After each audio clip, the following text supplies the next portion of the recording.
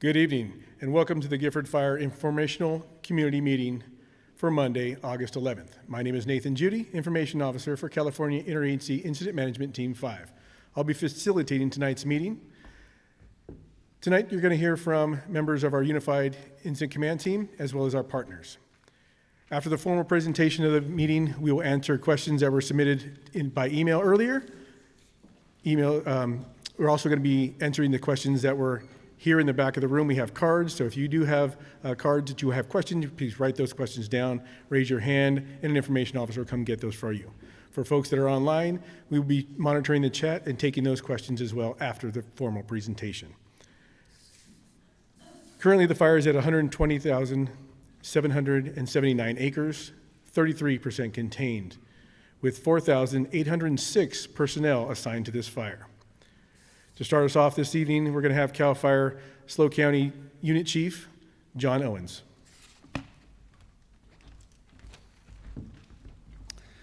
Good evening, everybody. I just want to welcome you to the Gifford Fire Public Meeting and to let you know that this is your opportunity to gather all the information that you need about the fire, but also ask any questions that you have on the fire. So be sure to write those down on the cards, or if you're online, please submit those questions so they can be answered. And I just want to let you know that you heard the amount of people that are on this fire. It's a very large commitment, and it's not only just local, but it's county, state, and a lot of out-of-state resources. It's not only state, but it's also federal, local government, and private contractors that are helping out and working every day to make progress to get this fire out and take advantage of all the weather and the way the topography happens out on the fire. They're trying to take advantage of that and construct the fire lines. And as you heard, that there's about 33% containment right now, but there's over 120,000 acres that have burned. And everyone out on the line is working really hard to come to a successful conclusion on this. And this is a unified command. What that means is that it's not just the United States Forest Service, it's also CAL FIRE and Santa Barbara County Fire Department, the Santa Barbara County Sheriff's Office, and also the San Luis Obispo County Sheriff's Office will be coming into unified command. So we're all working together for the same common goal and purpose, which is get this fire out and minimize the risk to the communities and to the citizens of this county. Next, I'd like to introduce Jeannie Dawson, the Deputy Forest Supervisor for the Los Padres National Forest.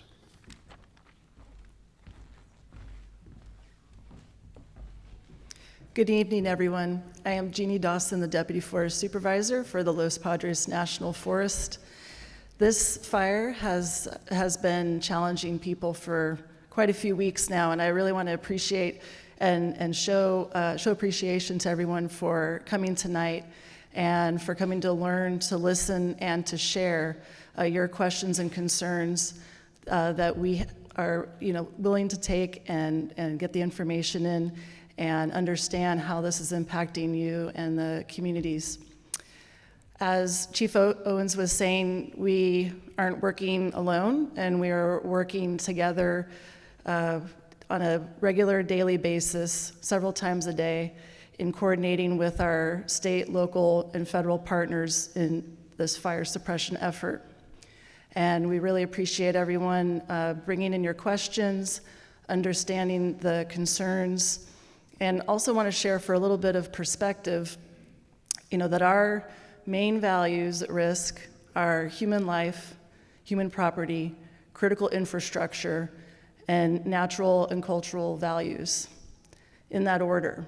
And so as we're working through this fire, through this incident, please bear in mind that these are not easy conversations that we've been having in understanding the risks, the potential benefits, and the trade-offs with the actions that we're taking. And the incident management team will be getting into that here shortly.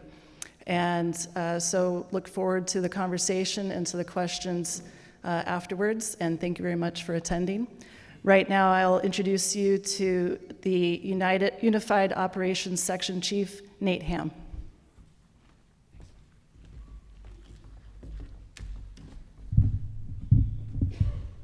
Okay, good evening, everybody.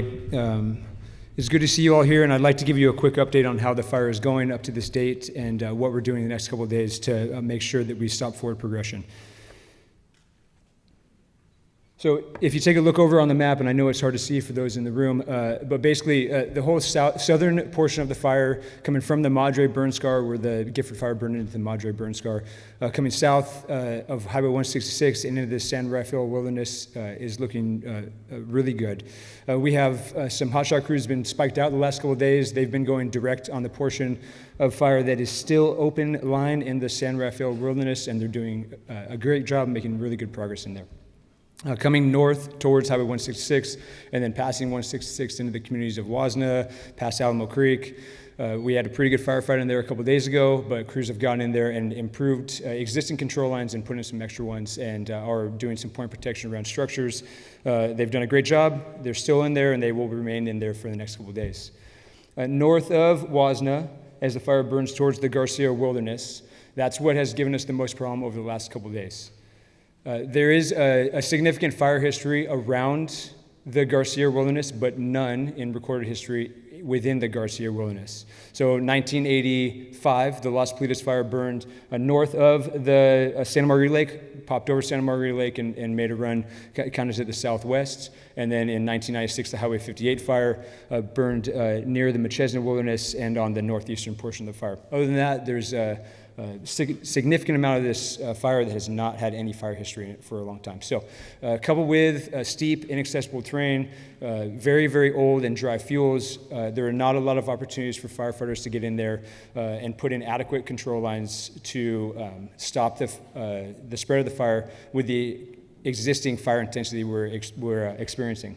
So crews have been working on Avenelis Ranch Road, Pozo Road, High Mountain, coming down into Sausalito Canyon, and then along the wilderness boundary to put in control lines over the last couple of days in preparation for a planned firing operation. We announced that we were going to be doing that firing operation yesterday. We have not had to do that yet. The fire activity, although the fire was intense in its activity today, it was not burning quickly towards the control line, so they did not force the firefighters' hands out there. So we have crews in place. They will remain in place overnight through tomorrow and into the next day for when the fire does force our hand, and we have an opportunity to light a backfire off of Avenelis Ranch Road, Pozo, High Mountain, and then the control lines that we put in place.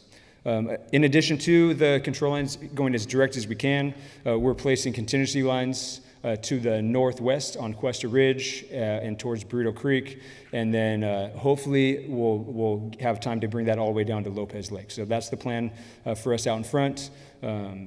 South of the fire towards Wasna, we have multiple contingency lines and alternate control lines placed through the grass and through some of the ranch land as an opportunity to pick that fire up before it impacts any communities. Working along in conjunction with the ground resources, we have a significant amount of air tankers and rotary wing helicopters that have been fighting the fire for the last couple of days. We moved those to the Santa Margarita Helibase, shortened the flight time for the pilots, which gave us some more work in the day, which has been huge. We also brought in a helitorch, and that operation will allow us to light fire from an aerial platform. We also have unmanned aerial supervision drones that have the capability of lighting fire at nighttime and give us some extra intelligence as they're moving along. So as I said, the proposed firing plan, it's extremely weather dependent. Our crews are out there. You'll hear from the IMET and the F-band here in a little bit. And we're doing everything that we can to stop the progress of the fire as quickly as we can. Thank you. Oh, excuse me. With that, I'm going to turn it over to Incident Meteorologist Rich Thompson. Good evening, Rich Thompson, Incident Meteorologist with the National Weather Service. As an Incident Meteorologist, or IMET for short, I am a part of a cadre of specially trained forecasters within the National Weather Service, and I'm specially trained to come out to incidents such as wildfires and provide direct on-site support to the incident management team and to the community and to everyone who's involved in the fire.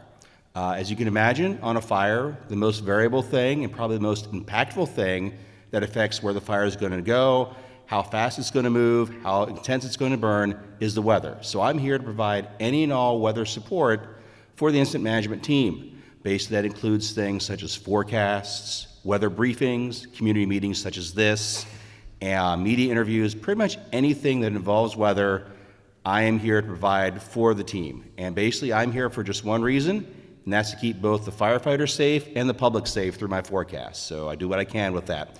Now, speaking of the forecast, obviously the last several days have been very hot and very dry.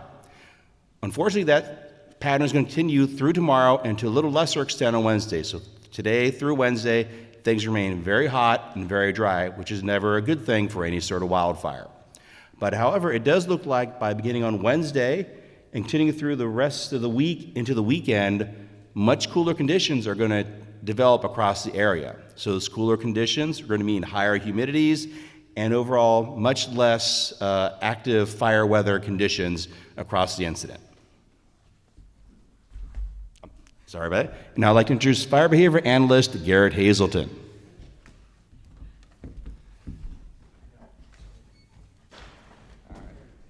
All right, good evening. I'm Jared Hazelton with the team in Fire Behavior Analyst. What my job is to take what operations does, take the forecast that Rich does, and puts the why behind it. So I take fuels, weather, topography, try to decipher all that and understand how we got here and where we're going. So let's start with this fire. Let's go months back in the rain season. I live up here. It was pretty light, right? We didn't get a whole lot of rain. So to put this in perspective, Santa Barbara County got 55% of their rain total for the year. San Luis Obispo County up here, 51%. So that had a really big impact on our fuels. If we look at our fuels, we think about it as a sponge, they're critically dry. They're at 60%. At that level, they're gonna burn like dead fuels. So we did that, and now we're gonna put that fire on the landscape. So the vast majority of the fire is looking really, really good. We fly with drone IR, satellite detection, infrared. Every tool that we've asked for, we have not been denied. So we've been really successful on that. But most of our focus has been up here in this corner. We talked about those burning efforts. You heard operations say it didn't go quite like we hoped. Well, the why, right? That's the important part. So if you guys are following on watch duty and you guys see the fire spreading, you saw this big finger coming out, we put fire on the ground in our terms, right? We determine the time, place, and manner to be most advantageous. Well, they sent up a pretty good smoke column to try to keep this in moderation. Well, that smoke column came up and over, and with those winds, it kind of put a cap on that main body of fire. So it slowed that intensity down. Now that's not a bad thing. What that does is allows more time to strengthen our efforts and to really build a good, solid plan. So things are looking really good. This is a long-term event, right? We don't want to rush things. We want to let fire come to us, right? So now, speaking on to Rich, he was talking about the weather's that improvement. I'm happy to report that when we look at the combination of fuels and weather coming in this next couple weeks, we can call it a cliff. Our fire danger indices are going to drop to near record lows for the time of the year. So the good news is relief is coming from this heat wave and this elevated fire risk, but we just got a couple more days and we're working with operations to try to square this part up and put this thing to sleep. So thank you for your time, and I'd like to welcome up Commander Ian Dowdy.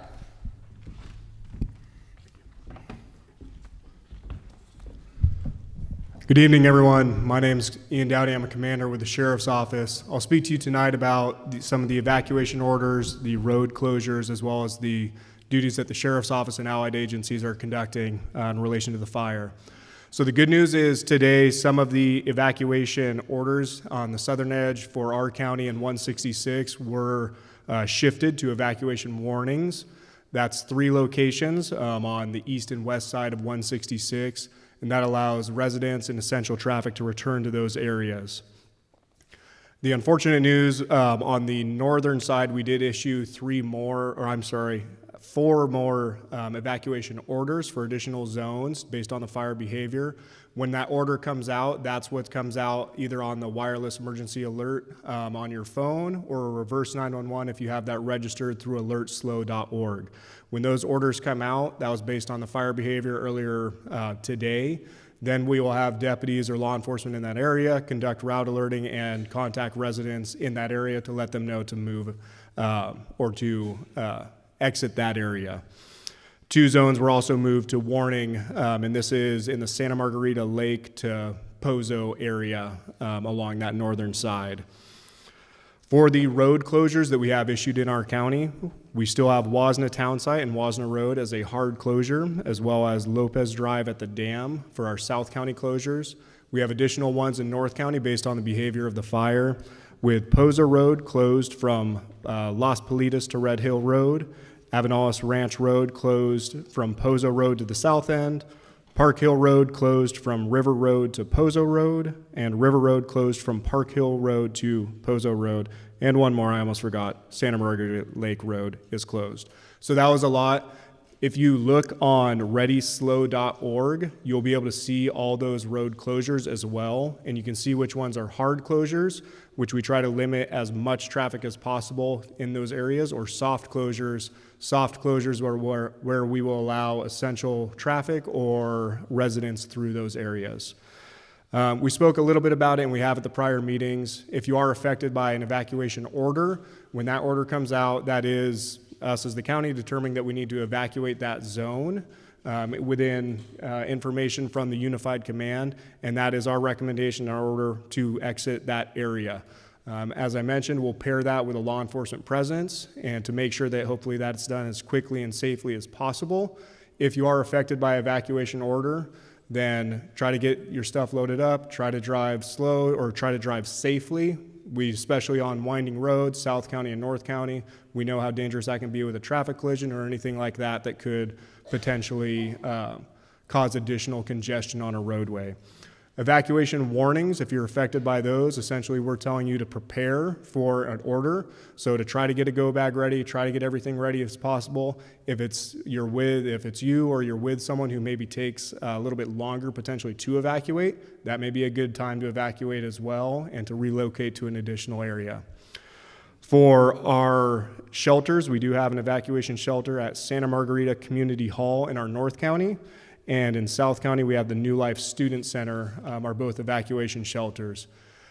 For any areas that are affected by evacuation orders, we have our sheriff's office as well as allied agencies that will conduct consistent patrols 24 hours a day of those areas in an effort to stop any looting, stop any burglaries, stop any suspicious activities. So know that if you leave your house, the sheriff's office and allied agencies will be in there to make sure that the community is safe. And our goal is to try to get you back, everyone's goal here, as soon as possible, but we will be in that area until we're able to get you home. So with that, I'll be here. I'm happy to answer any other questions that come up, and I would like to introduce Kelly Van Buren with the SLO County Office of Emergency Services.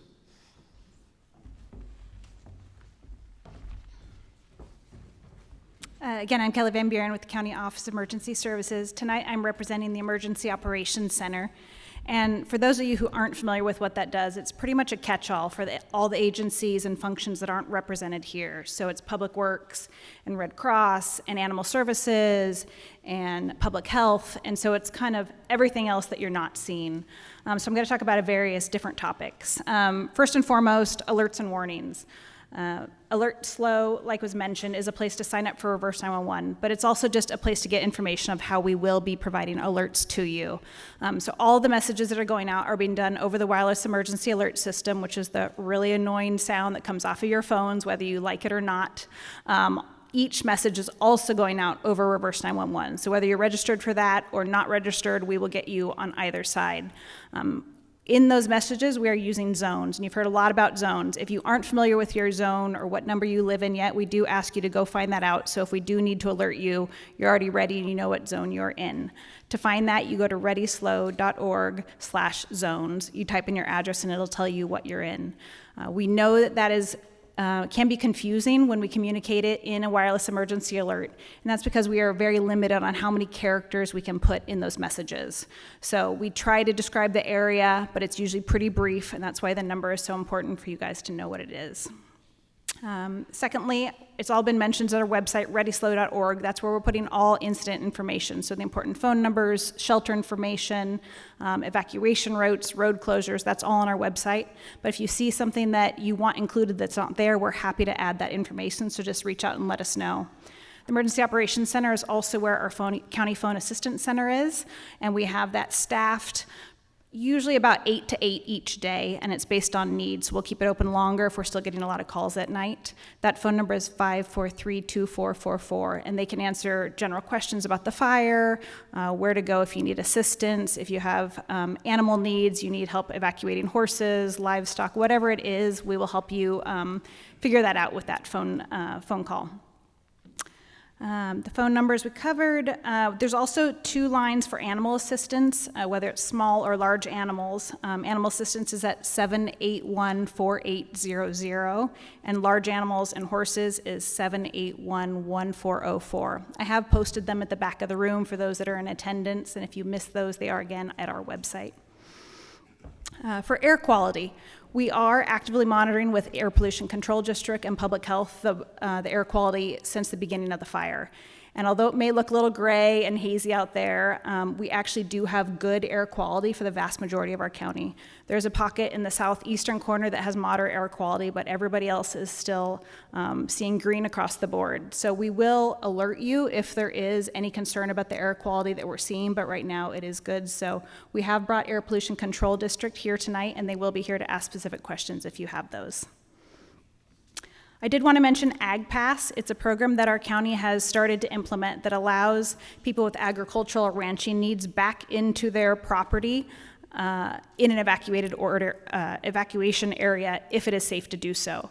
It's a new program, and so we know not that many people have gotten through the program. So even if you haven't made it through yet, if you do have a need to get into those areas and it is safe to do so, if you can prove that you own that property and have a legitimate reason to get in to take care of crops or harvest or livestock, our traffic control points are allowing you to do that. We do encourage you after the fire is over to look into that program and go through the training process for future emergencies so we can get that program off the ground and make sure that you guys are safe if you are getting into those areas. Commander Dowdy mentioned the shelters, so I won't cover that again, but again, they're on the website if you need one. And finally, animals, we do really urge you to make sure you're prepared to take care of them. We have shelters that are capable of taking the animals, so please do not evacuate without them. If you need help, our Animal Services Department is actively involved in the EOC, and they are arranging animal evacuations every day. We have a wide collection of donkeys and llamas and goats and geese and all sorts of animals that we have taken in during this disaster. So we really want to make sure that we are meeting your and your furry friends' needs. So with that, it is my pleasure to introduce Supervisor Don Ortiz-Legg. Thank you, Kelly. Good evening, everyone. I'm Soul County Supervisor Dawn Ortiz-Legg. I'm the current chairman of the board, and on the behalf of the Board of Supervisors, my job here is to say thank you. Thank you for organizing this meeting tonight in each county, each community that you've been able to organize. It's really important for people to come out and be able to see everybody face to face. And of course, thank you for coming out and finding out more information. We are just very grateful for the entire operation, battling this, what's now referred to as a mega fire. It's a most incredible amount of collaboration amongst agencies, particularly with the Unified Command of California Interagency Management Team 5, who I'll introduce in a minute. But, you can imagine just the amount of professionals here, and also volunteers, as well as homeowners, landowners that are helping. We want to just say thank you to everyone.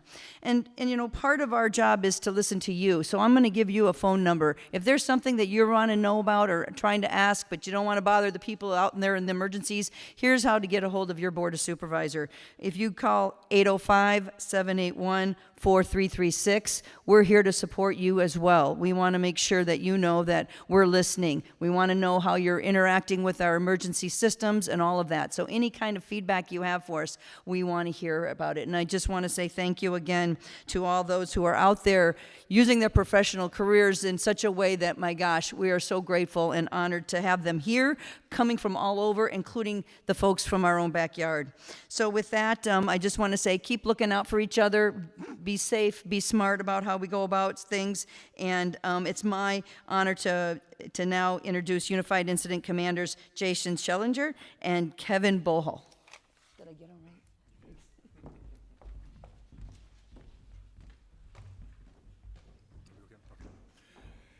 Good evening. Like they said, my name is Jason Schillinger, one of the Unified Incident Commanders, along with Kevin Bohol. A lot of things have been mentioned tonight, and I want to reiterate a few things that are important to us as a unified team here.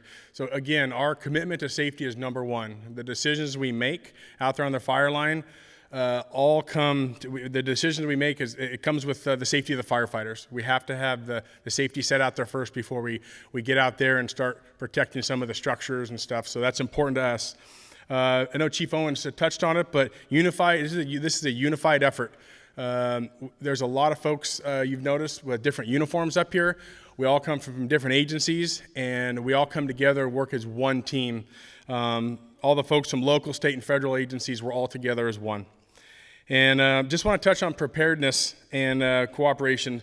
In years past of what I've seen, a lot of folks get information from places that it's not trusted.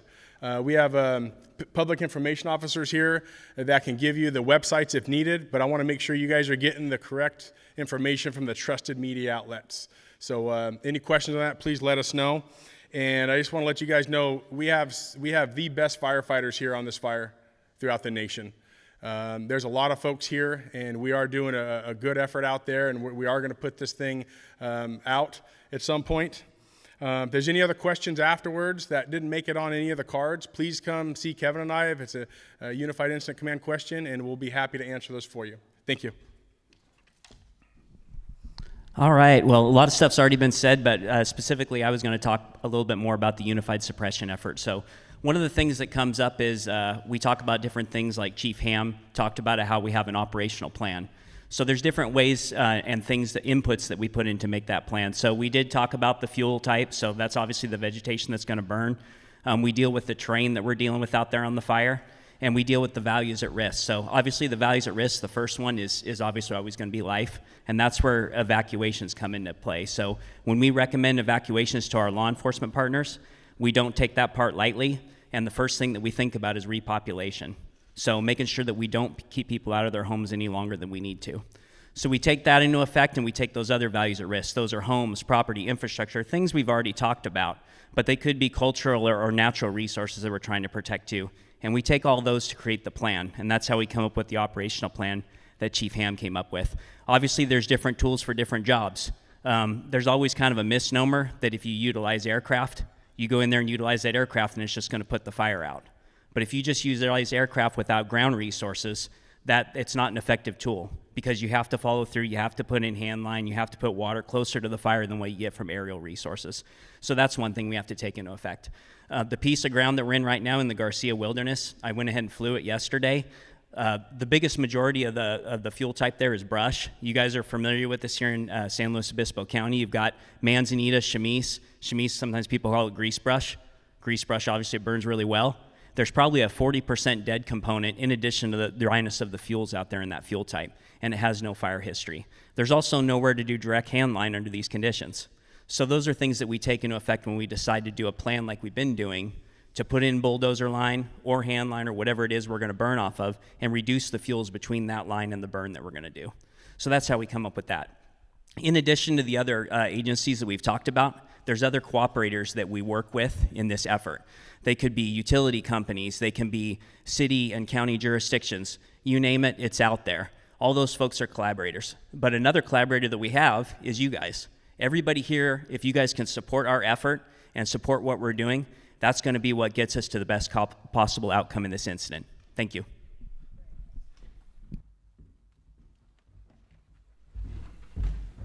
Thank you, Chiefs. Appreciate that. So that concludes the formal portion of this briefing. We're going to go ahead and go into some of those questions that you guys submitted online and the other questions that you folks in the room. Again, if you have some questions, you put them on those comment cards, raise your hand, an information officer will come around and grab those from you.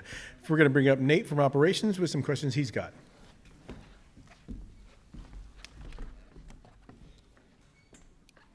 Okay, Okay, so a couple questions. The first one was, where is Iron Ox Ranch? I know that's been referenced in some of the information that's come out. Iron Ox Ranch is on the west side of the fire's edge on Highway 166. So it's just right down here somewhere. That helps out. Our firefighters starting separate fires ahead of the main fire towards Lake Lopez. Yes, they are. So what's happening right now is as the fire intensity comes towards the control lines that we have in place, firefighters are doing everything they can to increase the width of the control line.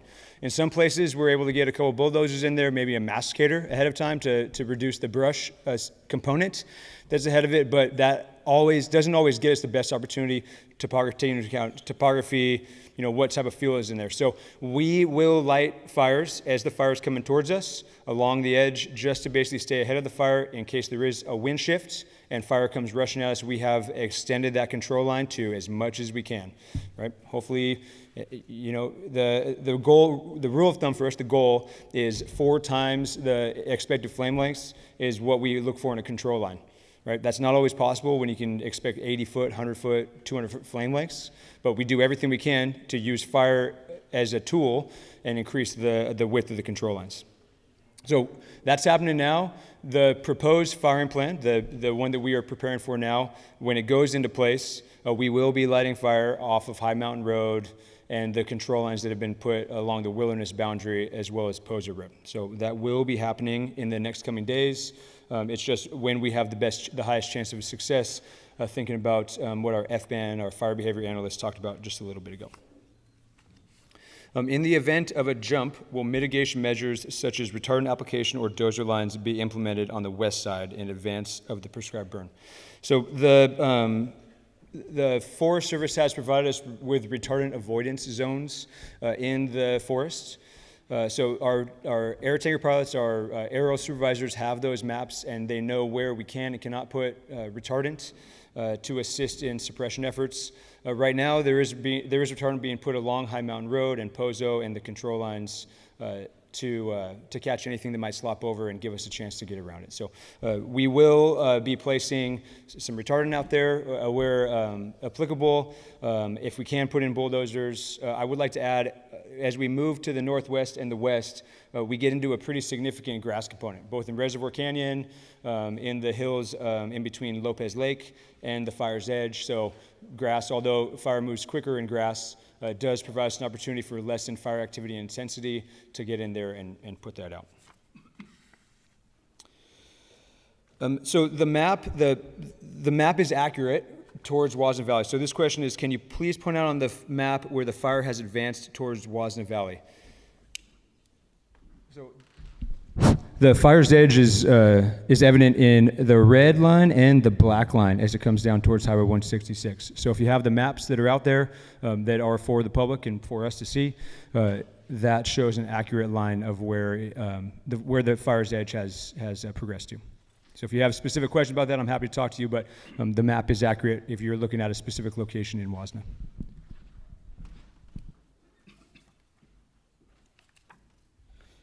How close is it from Santa Margarita Lake and Pozo? The indirect line construction we're implementing right now on High Mountain Road is about 4 miles from Santa Margarita Lake itself. It does connect to the low water crossing on High Mountain Road, just outside of the Forest Service Station in Pozo. So eventually the fire will be fairly close to Pozo. It's why you saw some evacuation orders come out this morning to give people plenty of opportunity to move out, although they have been in evacuation warning for the last several days. Is the Porter Ranch in Wasna safe? That's a hard question to answer because I don't want to overspeak. But yes, with everything that we're doing out there with the contingency lines and the alternate control lines, the Porter Ranch is looking very safe on the Wasna Valley side. In fact, it's one of our drop points where we've been staging equipment for the last couple of days. So there have been lots of firefighters and there are lots of personnel that have taken a look at it and can provide every opportunity for success. We live in SLO. Should we prepare to evacuate? There is a significant distance between the fire's edge and the city of San Luis Obispo. including there's another question about Edna and the Varian Ranch. A significant distance. Every morning, members of the incident management team get together, operations, law enforcement, and we discuss what could happen in certain circumstances. As we discuss that, we're looking at the distance that the fire could possibly travel in a day or in a run. In the most intense run that we had in the last several days, that was 2 miles. So the city of San Luis Obispo is still 20 miles away, if that kind of gives you an indication. So we're not going to come out there and just tell you to leave tomorrow. You're going to have plenty of warning if that comes in place. And I will add, we have many contingency lines that are out there. Our firefighters are working on Cuesta Ridge, as I said. They hopefully are going to be working here pretty quickly on the ridge above Sydney and above the high school and Old General Hospital, and be putting in, widening the fuel break up there, as well as Reservoir Canyon. So we should have many opportunities, and our chances of success in the next couple of days are high. We'll bring that up. We're going to address that. Okay.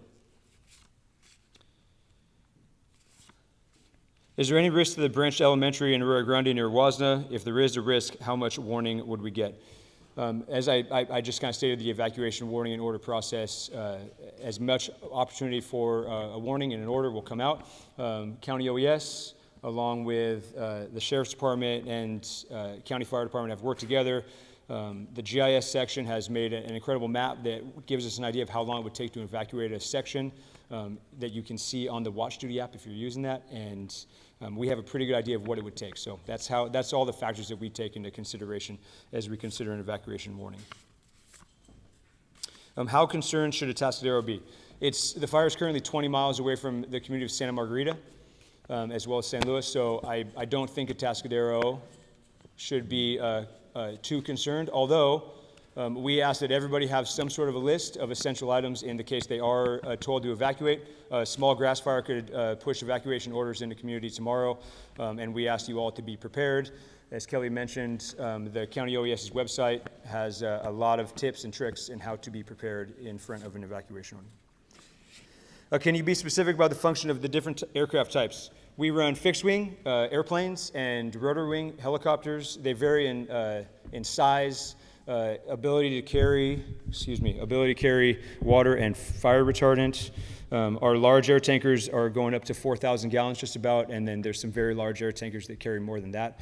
Fixed-wing assets or airplanes are used to treat long ridges ahead of the fire front or as the fire is moving through, to slow the fire down and allow firefighters to get in there, bulldozers, hand crews, engines, to get in there and actually put the fire out. So aircraft is used to slow the fire down, giving people a lot of opportunity to get in there and work on actual containment, boots on the ground, folks.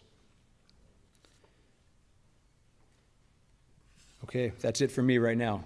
Thank you. Come back. All right, thanks, Nate. Appreciate that. So next we have some questions for weather, so we're going to bring Rich back up.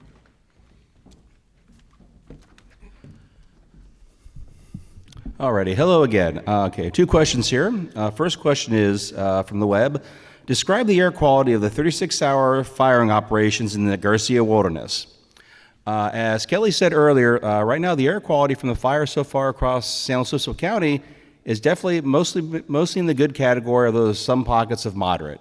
The way this fire has behaved, I think any smoke that's generated from it gets dispersed very well. There's pretty good dispersion, so a lot of that smoke does not get near the surface. So I think overall, even the firing operation, I think you'll still see most of the time air quality here across the county in the good category. One way to monitor the air quality is if you go to a website called airnow.gov, airnow.gov.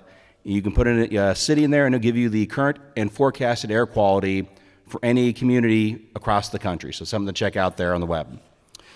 Second question is about winds. How confident are you about the wind patterns in the next 3 to 5 days? Is there any chance at all of a southeasterly wind cropping up?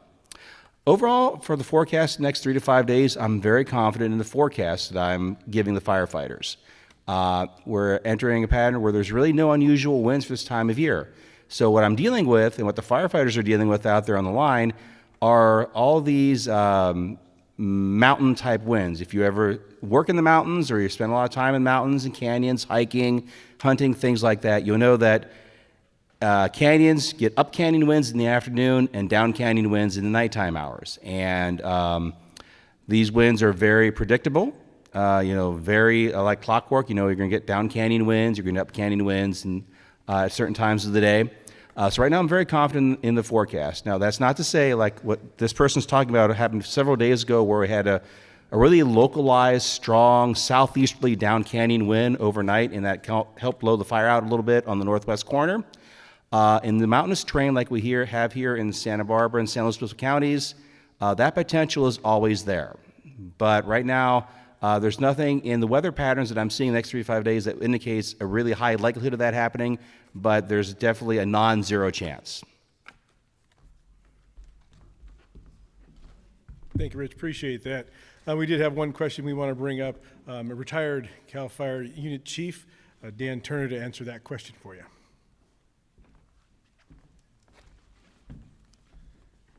Good evening. They brought me up here because I'm the old guy. So, again, I worked here for CAL FIRE for several years, retired as a unit chief. I work for the San Luis Obispo County Fire Safe Council now. So this question relates to 1985, and I think somebody mentioned it over here a little bit ago. Those of you that live here know very well the weather on this side of the coast range here compared to the other side. It's 20 to 30 degrees difference in 5 miles. We joke about that all the time. If you don't like the weather, just drive 5 miles. It's completely different. So we always take that in consideration. I've talked to Rich about this and by some of the incident management team about these winds that we have here. But this question relates to the 1985 Los Politas fire. And it says, fire came to San Luis Obispo slowly. We were told it would not get to San Luis Obispo. It did. So in 1985, the Los Politas fire started north of Santa Margarita Lake and burnt in a southwesterly direction across Pozo Valley into East Cuesta Ridge up here and down into San Luis Obispo behind French Hospital, Johnson Street, so forth. And then in 1993, the Highway 41 fire essentially did the same thing. Fire started on Highway 41 between Morro Bay and Atascadero, and it burned into the city of San Luis Obispo also. So these fires can travel great distances, but these guys are professional. They're very, very good at it. I'm watching what they're doing. I'm very pleased with what I see. I think you guys should feel pretty comfortable. They'll let you know it's not a non-zero chance, as Rich mentioned, because it has happened before, but they're very cognizant of it. Appreciate that wealth of experience and knowledge. Thank you, sir. All right, we've got some more questions for our fire behavior analyst. Garrett. All right, so this is a two-parter. As of yesterday, a lot of smoke was seen over the Wasna Valley, though the perimeter hasn't seemed to move. Is that area of less concern? So a little bit about how the fires burn in the perimeter. So when the fire moves and we see that outside edge, that doesn't mean that all the fuels inside that edge are completely burned and gone. So what we see is on like the north aspects, we have wetter fuels that are more resistant. So that's where the outside edge. And so a lot of that smoke you're seeing, slow burning things actually produce more smoke. So as that fire comes through and those heavier, wetter fuels start to cook down, it's not going to be as intensive heat and lift it up, and that smoke likes to settle down in the valley. So that's why you'll continue to see smoke even though that fire's edge looks like to not be growing. So you will still see smoke even though the perimeter hasn't moved in that area. So the next question is, what is your 36-hour strategic firing operation? So I'm assuming it's for the north, and I can tell you it's extensive. So we have 4 people working on it currently right now, and we're, if you for lack of better words, wargaming every possible scenario and every possible weather parameter. So we use all our computer models and every scenario that can come depending on when the fire is going to get there. So the big picture is we're going to come up both sides of it and then come across the top with it. But our plans vary from what if this side doesn't burn all the way? What if this side doesn't burn? What if we did a weather change? What if we have a non-zero chance type scenario? So we have a variety of tools in the toolbox. And when Chief Ham's come and said, I got this, we have an answer for him to how to work around those problems. So thank you. Good questions. Thank you. Appreciate that. Next, we're going to bring up one of our Unified Incident Commanders, Jason Schillinger, to answer one of your questions. All right, the question I have is, if the Garcia Wilderness burn is Plan B, what is Plan C? Yeah, very good question. So obviously the fire stain, and I know the map's kind of small up here, and if there's more information afterwards, I'll definitely go to a map for for somebody who wants to see it. But right now the fire is burning through the Garcia Wilderness. When you come out of the Garcia Wilderness, it runs out of fuel in a lot of areas. There's an extensive road system out there that it's a lot easier to get resources on, and the amount of folks we have here, we can really pounce the fire out if it comes out kind of on the north, over here where it's in the grass area. Down here in the Santa Lucia, in 2015, we had the Cuesta fire, and there's some dozer line that was put in during that fire, along with the Los Politas and also the Highway 58 fire.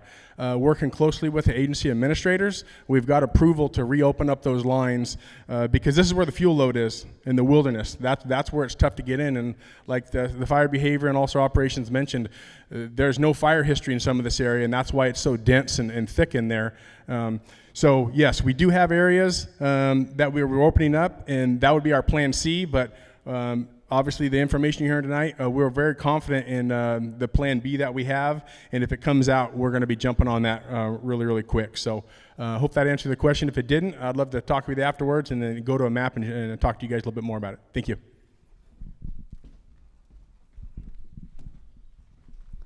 All right. Well, I was talking about community participation. You guys are doing a good job. There's a lot of questions here. How much worse could this fire have been if the Madre fire didn't happen? And what do you think started the Gifford? So it definitely could have been worse. One thing, obviously, the eastern edge of the fire pretty much was stopped by a recent fire perimeter that was within the last month. So that was one of the good things that we utilized as a good control line. So that's one of those that's kind of a give and win, which was good. So that definitely helped. As far as what started the Gifford, that's still under investigation. But there are folks working on that as we speak, and as soon as that can be released, that we will make sure we get that out there. This is the second fire that started on Highway 166 this summer. What are we doing to reduce further fires there this season? So the one good thing is the two fires we previously had make a good fuel break for the rest of this year. So that's a win. Some other things, though, that I would throw out there is Caltrans does have a mowing program. They do as much as they can when they can, but they also mow within a prescription, just like what we talk about with the prescription with prescribed fire. So they only mow during certain conditions. So it has to be a certain temperature, certain relative humidity, certain winds. It can't be over a certain amount of winds, and that's what they utilize for their mowing prescription, just like we tell citizens to do when we say essentially to mow before 10 a.m. Same idea, to mow when the conditions are right. So that's what we know of that's planned within the right-of-ways. How many fixed-wing airplanes are working the fire and helicopters? So most of the time we have an air attack up over the fire or a helicopter coordinator, so those are the aerial supervision. And then we have multiple air tankers. Chief Ham already talked about the different sizes of air tankers, so those vary. We do have 24 helicopters assigned to the incident, which is a vast amount of helicopters for one incident, and 4 UASs. So the UAS are essentially they're drones, and they go out and they fly. They don't have people in them to get intel or do other things that we need on the fire. So very critical tools on both of those. So unclear if the big burn show going to happen tonight or sometime later. And when building contingency line from Cuesta Grade to Lopez Lake, what do the dozers do when they get into the wilderness? And if off the Ridge Road gets them into the wilderness. So they are doing some burning tonight. For the most part, the fire is burning on its own, and they're just going along some of the control lines to keep up with it, as we've talked about. But it will continue probably for 3 to 5 days. One of the other questions that I have also kind of addresses that. It's obviously based on weather conditions. So we have to burn when it's actually going to meet objectives, and we're not going to burn when it's too wild and the objectives are too far out of control, because it's not going to gain us anything.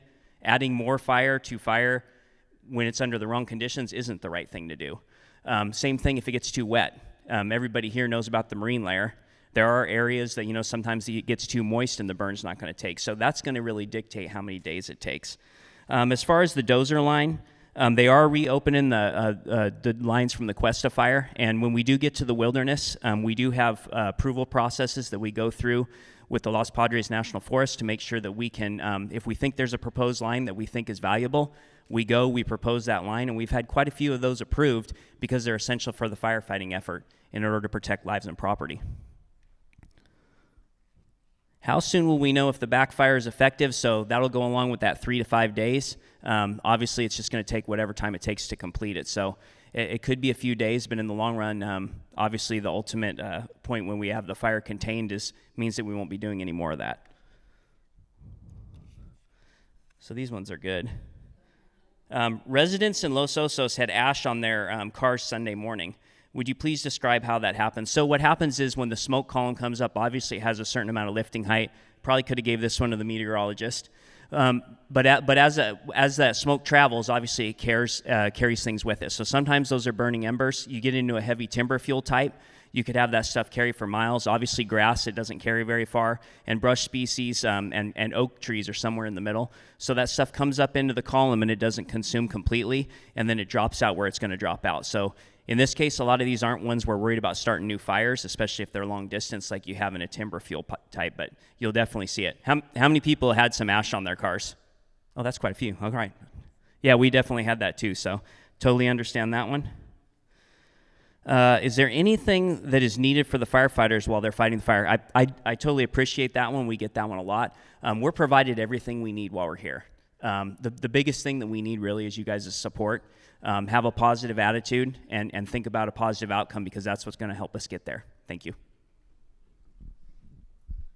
Thank you, Chief. Appreciate that. And speaking of meteorologists, we're going to bring Rich back up. He's got a few more questions about the weather. All righty. Hello once again. I got 2 more questions here. Okay. First question is, would you expect any sundown conditions in the next week? What that question refers to is sundowner winds. If if you've ever lived in the south coast of Santa Barbara County, Santa Barbara, Gaviota, Refugio, those areas, they get really strong sundowner winds at times. Now, across the rest of the county, north of the south coast of Santa Barbara and into the southern part of SLO County, there is some influence there when you get those strong sundowner winds in the south coast that will help enhance those winds at night across these areas. Right now, looking at the forecast, there is potential for a little enhancement of our winds here across the fire from these sundowner conditions that we are forecasting for the western Santa Ynez range. Will it have a great impact upon? Will there be a lot of strong winds? Likely not, but there is going to be potential for some locally stronger winds in some of the more favored drainages over the next couple of days. So just something that, again, I'll be watching out for here as a forecaster, watching out for that sort of possibility and giving the firefighters a heads up about that potential possibly occurring. All right, next question is a good one. I'll have to kind of tiptoe around a little bit, I guess, here, but let's see. It sounds like the incident team is heavily dependent upon the information developed by the IMET. I think we are. No. All right. I'd have to get that in. All right. With recent reductions in many agencies, does the IMET continue to have the resources they need? Speaking solely as a member of the IMET program, again, we're a small, specialized cadre within the National Weather Service. We are probably, I would say, for the agency, and you can ask anybody higher up above me, above my pay grade, which are many people, that the IMET program is probably one of the shining examples of the National Weather Service of what we do as an agency and how we keep people safe, how we keep firefighters safe, and do all these things. So the IMET program has access to all the resources that we need, no matter what you might hear about agencies going through budget things and stuff like that. The IMET program and the National Weather Service in general always will have enough money in our budget to support the IMET program and everything else that we do in the agency. Thank you, Rich. Appreciate that. We've got a lot of questions about evacuation, so we're going to bring the commander right back up.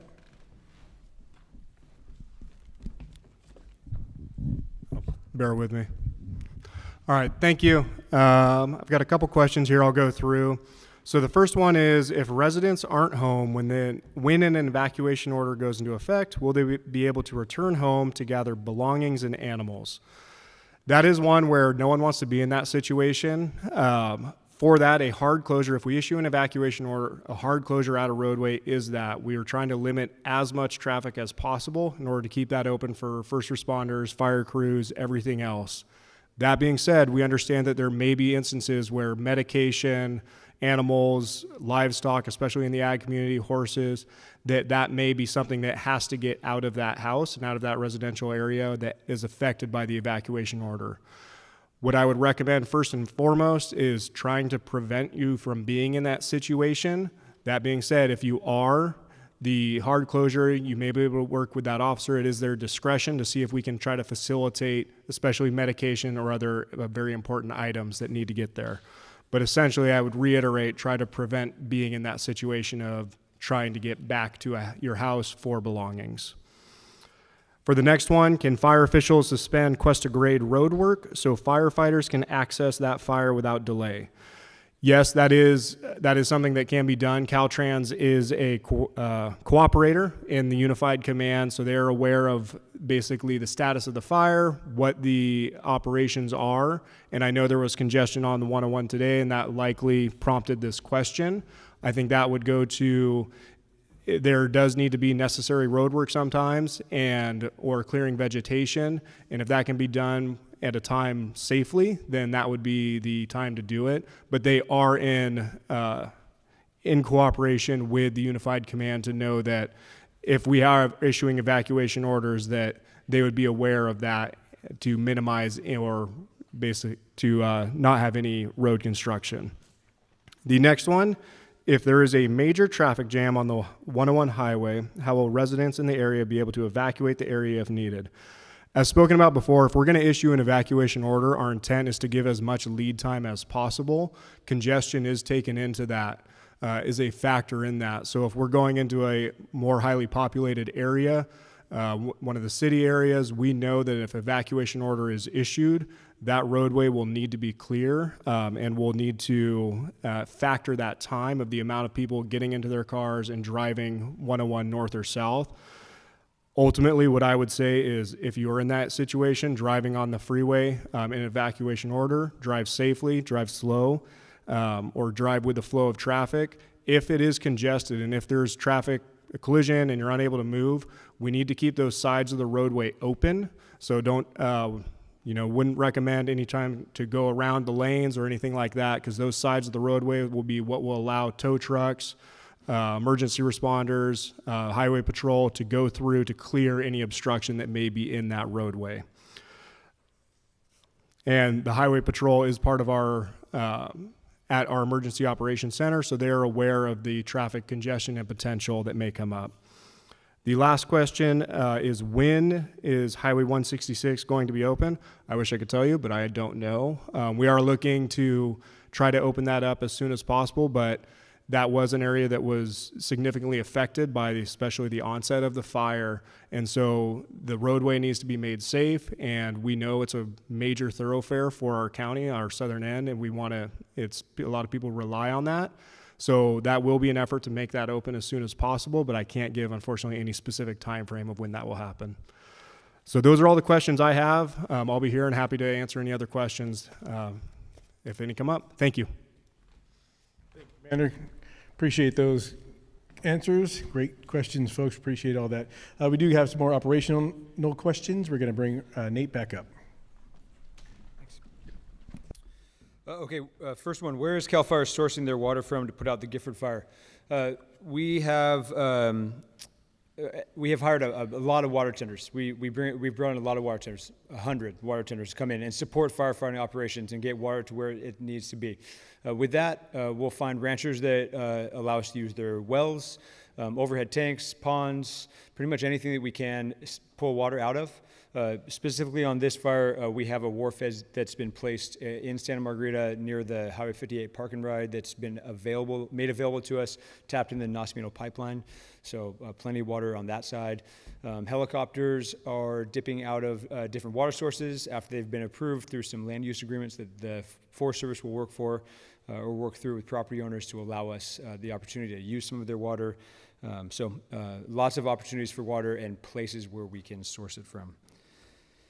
Does CAL FIRE work on putting out the Gifford fire at night or only during the day? A majority of the positive work that happens at night. You've heard from the IMET and the FBAN about different conditions that come up. Humidities generally go up at night. Temperatures generally go down. Fire activity lessens as a general rule of thumb, although that hasn't happened a couple of the nights on this incident. And we have an opportunity to go in there and do some really positive work to help stop the forward progression of the fire. So yes, CAL FIRE works 24 hours a day, and so do all the resources on this incident. We are in Unified. You'll see patches and badges from all over the state and the nation here. Everybody's working around the clock to put this one out. How safe is Creston? From this fire, I believe very safe. From any natural disaster, any fire, it could happen in a community at any moment in time. So they're always there. When it rains, we'll call it safe from fire season. Was there any firing today on the Avonallis Ranch Road? Yes, there were. There were firing operations conducted in coordination between multiple resources, as Chief Ballhall said, to stay even with the fire front and make sure that we were prepared for any wind changes as they come up. Thanks, Dave. Appreciate that. Talk about Unified Command. We have our Unified Agency Administrators. We're going to bring them back up for questions they have. Hello, John Owens again, CAL FIRE, San Luis Obispo. Two-part question here. Vegetation Management Program, Sunstorm, will they begin work on that project in the winter? Currently, that project is still in a planning phase, and it looks like it probably won't be started this winter, but the planning phase will continue, and hopefully it'll get done very soon. The second part of the question is, and if they were able to accomplish that project, would it have helped provide breaks for the Gifford fire? And the answer for that is no, is that it's pretty far north of where the Gifford fire is right now. But that doesn't mean that it lessens the value of that project or any of the other projects that we're doing in the county for any possible or future fires wherever we do our project. So we had, you've asked some questions about the Madre fire, whether that helped this incident, and it did.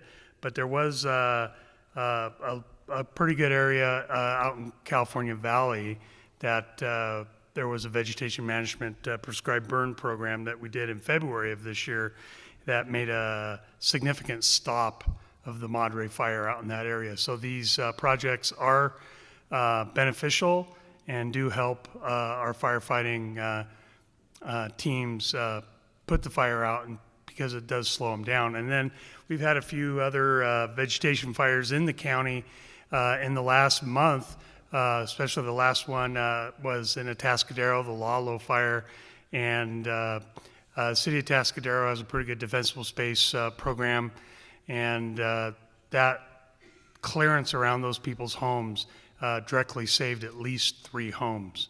So the defensible space program, our vegetation management programs, prescribed burns, do work to save homes and reduce fire activity and destruction.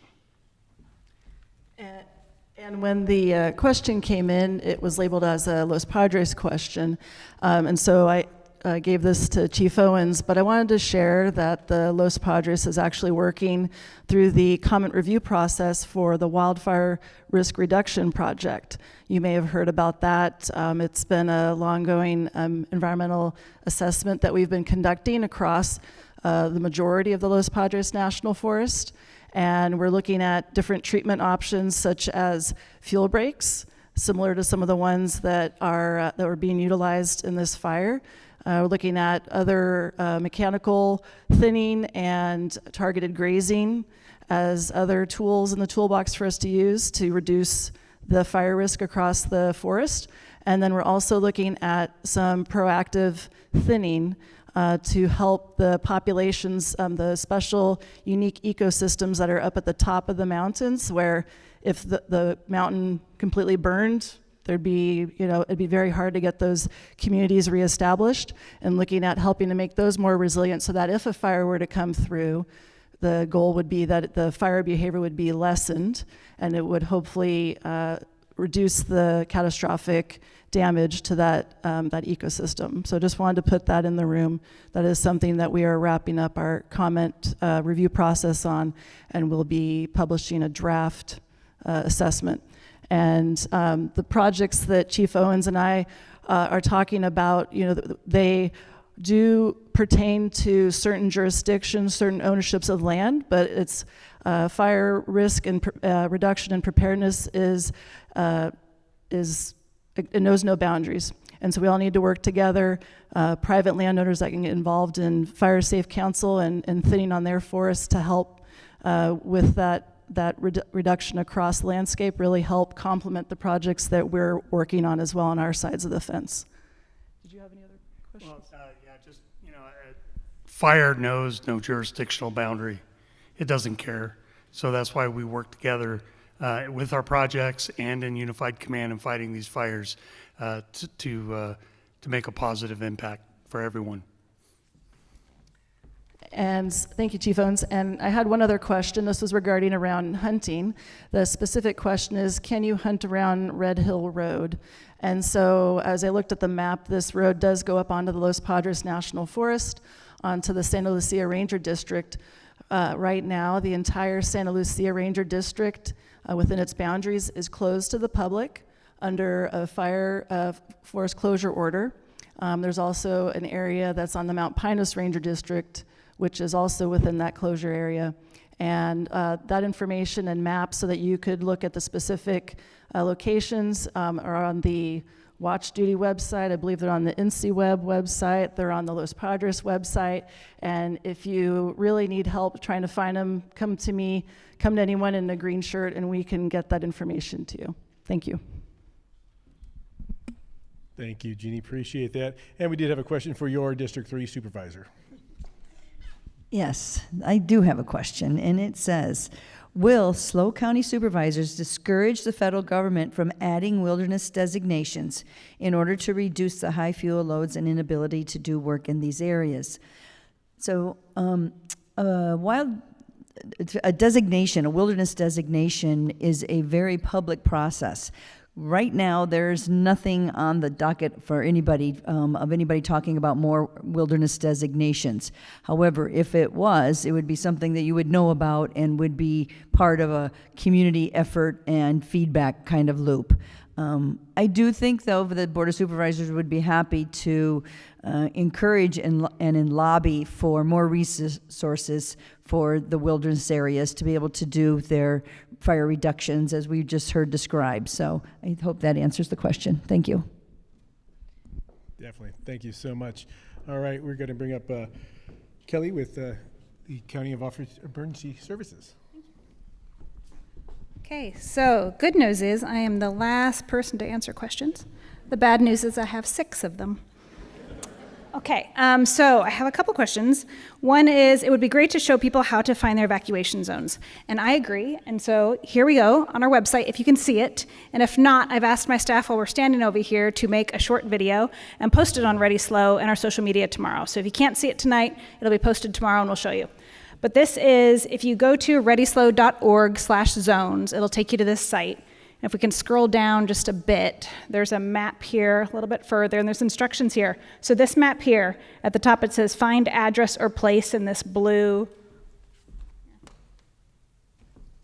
So if you type in your address or whatever address you're looking for there, it will pop up. I guess we could do a sample address. Maybe, I think we're at, what are we at, 800 Grand Street or something. What are we at? We're at something Grand Street. Grand Avenue. And it will, and you just hit enter San Luis, that was Long Beach, I think. And many counties have these, so it's pretty much kind of becoming a California standard to do zones. Anything in San Luis, there we go, go down 2. Okay, so now we have 2 pop-ups here. The first one says Protective Action Zone, PAZ-8. That is because we have a commercial nuclear power plant here. So everybody in San Luis Obispo is in PAZ-8. The second one is Evacuation Zone SLO-011. So that is your evacuation zone for all other emergencies besides nuclear power plants. If you live in North County or Cambria or the very, very far south, you will not have a PAZ, you'll just have the evacuation zone. Those that live in the Diablo Canyon Emergency Planning Zone will have 2. And so there's descriptions of both, but you're just looking for the one that's a 6-digit. SLO stands for slow, obviously. Those first 3 letters are fire designators. So SLO is San Luis City. FIV for South County is 5 Cities Fire. Los Padres, the ones in the forest, are LPF. So that's just kind of a way to divide them when they were built. So that's how you find it. Again, we'll put it on the website and on social media so you can see it tomorrow. Thank you guys for posting that. What criteria determines the size and the shape of the different zones? So all of our zones were actually chosen by our local fire districts. So each jurisdiction was able to design the zones that they felt would work best for their community. It's not a simple answer on what went into that. Mostly geographical, I would say, roads and boundaries and areas they thought would be manageable, but a lot of them were also designed for threat. So we did ones that we thought would work best for tsunamis. We do ones that think that will work best for dam failures. So you'll see, if you're looking in the Rio Grande, there's one that just goes along the Rio Grande Creek so that we could do that should Lopez Dam fail. So they're all a little bit different, but they're all designed with the local jurisdictions who knew those areas the best. And so that's how they're designed. The ones in the forest are very difficult to describe. There's no roads, no boundaries, and so those become very challenging for us to communicate when we're getting those out there, but mostly geographical. For evacuation zone SLC 258, just off of Orcutt Road, would this zone be upgraded from a warning to an order? I can't say that for sure, but any zone in a warning obviously has the potential to be upgraded to an order. 258 is actually one of the zones that we were looking at potentially upgrading for the burning operations. But it was not chosen to be upgraded today, and I can't say whether we'll do that over the next couple days or not. We were actually looking at one of those, the 2 zones next to it as well. We were looking at dividing the eastern side from the western side and trying to affect less people. But again, it remains on a warning, and we hope that we do not have to upgrade it. If the fire progresses towards San Luis, what roads can residents use to evacuate the area, and where will evacuation shelters be set up? So like Chief Ham said, we are hoping that the fire will not get to San Luis, but again, anything is feasibly possible based on wind and weather conditions. With this fire in particular, obviously it's coming from the south and it's up kind of on our ridge line here. So I would say the ways you would want to evacuate would be away from the fire, probably not down Orcutt to the south. That would not be your first choice. If there are evacuation routes that we do not want you to use, we will communicate those during the emergency or during the fire. It's not something we can publish in advance because we don't know the origin of the fire or where the threat is or where it's safe, but predominantly you're going to want to get on the 101 and get out of the area. If it's headed towards the top of the Cuesta Grade, we'll likely direct you to the south, but it really just depends on where the fire is and what's safe at that moment. As far as shelters, we have agreements in numerous places in each of our communities. We have a lot of schools, churches. I believe the Slovets Hall is a shelter location. We do not publicize those in advance because we do not want people waiting at a shelter that may be in harm's way or a shelter that we haven't chosen to staff, and then people are waiting for a Red Cross and the county to show up. So we do have agreements in place, and we always pre-plan once we have an emergency that has taken place on where we are going to go, but again, we won't publicize that until it's necessary. Are there evacuation strategies in place for people who do not have access to a car? So first and foremost, if you don't have access to a car, we would urge you to come up with a plan for yourself. It's really important. Obviously, if you don't have a car, you have options to get around in your day-to-day life. And unfortunately, that's, our first request is that you have that plan, whether it's a friend or a neighbor or a bicycle, whatever you think would help you get out of there quickly, because we do have plans as the county to help you. We do have systems in place to arrange transportation, buses. A lot of different plans have gone into that, but depending on the emergency, all of that takes time, and we can't guarantee that we can get to you before the fire or whatever other emergency is threatening you gets to you first. So please have a plan with your friends and neighbors to help you, but in an emergency, that's what our phone assistance center is for, to call and ask for help. And if you are in immediate life-saving danger, we ask you to call 911. Will mail service deliver to areas in evacuation warning and orders? So mail service does not deliver to areas of evacuation orders. They will, in most cases, hold it at your local post office, and they will notify you of that, or they'll usually post it on the USPS website, and you can check. They will either hold it, or they will actually deliver it to a different address. The best thing is to go in and put mail, like when you go on a vacation hold, that's the easiest way to make sure it's safe, but they will not go into an area with an order. They will traditionally deliver mail in warning areas, and not until there's roadblocks that they will no longer do that. That being said, I live just outside the warning area, and some of my mail was not delivered this week, so I can't guarantee that there's not a couple little hitches in areas that are affected. So check with your local office and find out where your mail is if you're not able to get it. And that's it. So for closing, I just urge you guys, obviously we have drilled down on our website, readyslow.org. The phone number, again, is the Phone Assistance Center. That's 543-2444. Those are your best places. We'll get you where you need to go. And please make a plan. If you're worried about the fire, the best thing to do is just prepare way in advance so you can, breathe easy and support our firemen and make sure that we can get this out and everybody's protected in the meantime. So we thank you for coming. We really appreciate it. And hopefully we'll wrap this fire up within the next couple days, guys? Yes? Okay, thank you guys, we appreciate it. Thank you, Kelly.